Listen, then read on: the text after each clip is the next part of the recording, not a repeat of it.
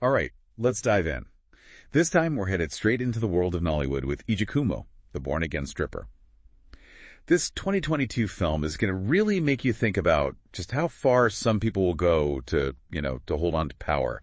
And honestly, after seeing what Pastor Olajide gets up to, you'll be doing some serious soul searching. Yeah, it's really interesting how the film takes these classic ideas of like deception and revenge and kind of puts them right into the middle of what's going on in Nigeria today. You see this huge clash between how things look and how they actually are, especially with Olajide, right? This respected pastor who's also the head of a secret organization. Seriously. They call it the Syndicate. And let me tell you, it's not exactly a Sunday school picnic. No kidding. Right. From what I understand, the Syndicate is working behind the scenes, pulling strings and getting involved in things that would absolutely shock his congregation. What really got to me is how the film uses this organization, this syndicate, to show just how corrupting ambition can be. Yeah, it definitely makes you wonder about yourself a little, right? How far would any of us go to get ahead, to keep that power? Jade's character really digs into that. He's caught between this person he shows to the world and this other person, this one, who'll do whatever it takes to keep his secrets hidden. And then you've got Asabi, whose story is just heartbreaking. The man she was in love with, this seemingly perfect pastor, actually tried to have her and their unborn child killed. Her desire for revenge is, you could feel it. You can't help but be on her side. Oh, absolutely. Asabi's strength and the way she bounces back, that's at the core of this story. Instead of falling apart, she very carefully plans out how she's going to expose Jide and bring down this whole syndicate and her weapon of choice.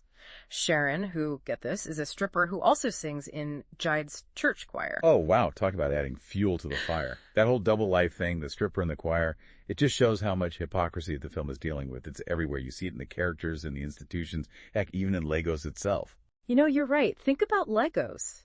It's got this wild nightlife, this deep religious side, and then all these secrets and lies simmering underneath. It's almost like the city itself becomes a character, a reflection of all those contradictions we see in Jide, Asabi, and Sharon. It really makes you realize that nothing is ever quite what it seems. Yeah. Especially when you're talking about power dynamics. And Ijakumo isn't afraid to peel back those layers and show us the darkness hiding under that surface of respectability. And the way the film is shot really helps set that tone.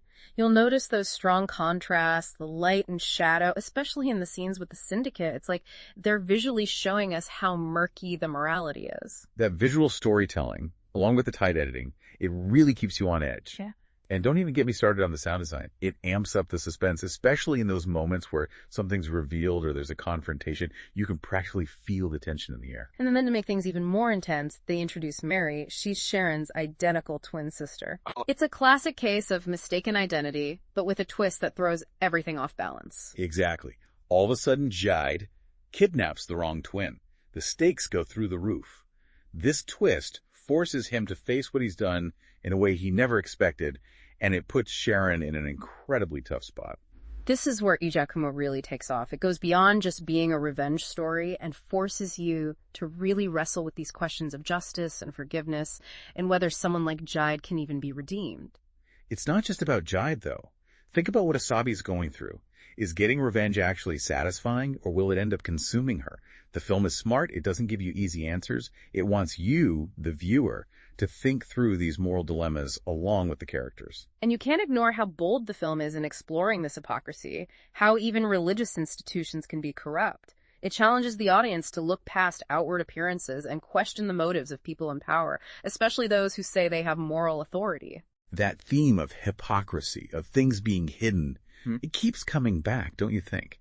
It's there in the double lives of the characters, in the syndicate's shady dealings, even in how Lagos society works. You're absolutely right. And by exploring this hypocrisy, Ijakumo becomes even more layered, a film that stays with you long after it's over. It's not just entertainment, it's social commentary disguised as a really gripping thriller. Speaking of gripping, the acting in Ijakumo is just amazing. Toyin Abraham as Asabi and Kunle Remi as Jide, They really embody those complicated characters. Yeah, their performances have so much nuance. They pull you right into their internal struggles. You see Asabi's pain and how determined she is, and you even see a bit of humanity under Jide's ruthlessness. Wow. And Lolade Okusanya, playing both Sharon and Mary, she deserves huge credit too. She makes each twin so distinct, even though they look identical, and that's what drives so much of the suspense. Yeah. Their performances, along with the high production quality, really take Ijakumo to another level. You can tell a lot of care went into every detail, from the clothes to the editing. It all works together to create a truly immersive experience. And since we're talking about being immersed, let's dive into how the film handles the idea of redemption. Does Jide have a shot at redeeming himself after everything he's done? What about Asabi? Can she find peace after going down this road of revenge? Those questions are perfect for the next part of our deep dive. Get ready, because we're about to unravel even more of the complexities in Ijakumo. So picking up where we left off, that whole question of redemption really hangs over Ijakumo. It's a question a lot of Nollywood films deal with, but this one, I think, handles it in a way that's really subtle. It's true. It doesn't try to make things simple. You have Jide, who's done some truly awful things, but then you see these little hints of regret of the person he could have been. Right, and that's what makes this character so interesting. Can someone who's basically built their whole life on lies and using people, can they really change? The film doesn't give you a simple yes or no, and I think that's a good thing. It makes you, the viewer, confront all the gray areas, you know? Like, what is morality, really? It also makes you think about Asabi and what she's going through. As she goes further down this path of revenge, you start to see how much it's costing her. It makes you wonder, does trying to get back at someone really bring you peace, or does it just create more pain? Yeah, the film really shows how revenge can be a cycle, how it can trap everyone involved in this endless loop of hurt and anger. It's a powerful theme, especially in a place where justice can be hard to come by. It's like Ijakumo saying that maybe real justice isn't about getting even. Maybe it's about facing the truth, bringing the darkness into the light, and finding a way to heal. That's such a powerful message, and you don't see it that often in stories about revenge. It makes Ijakumo more than just a typical genre film. It adds this layer of social commentary that's thought-provoking and really relevant today. And we can't forget those amazing performances that make this whole story come alive. I'm still thinking about how Toyin Abraham plays Asabi. The way she shows both strength and vulnerability is just incredible. She really captures that inner struggle. You can feel her pain, her anger, but also her determination to take control of her own life again. And Kunle Remi as Jide, he's just as impressive. He makes you hate what Jide does, while also making you understand the messed up reasons that led him down this dark path. It shows how talented Remi is as an actor, that he can make you feel disgusted by Jide and yet still feel a little bit of sympathy for him. And we can't leave out Lolade Okusanya, who plays both Sharon and Mary with such skill. It's amazing how she can make those two characters feel so different, even when they're both on screen at the same time. It's like she's embodying two totally separate people, and you never get them mixed up. It adds another layer to that mistaken identity part of the plot, you know? Yeah. It lets the audience really connect with Sharon's journey as she gets pulled into this revenge scheme, and Mary's struggle as an innocent person who's caught in the middle. I think the technical side of the film deserves some praise, too. The cinematography is just beautiful. It captures the energy of Lagos and the raw feel of the story. It creates this visual world that's both attractive and unsettling. Yeah, the way they use color is really noticeable.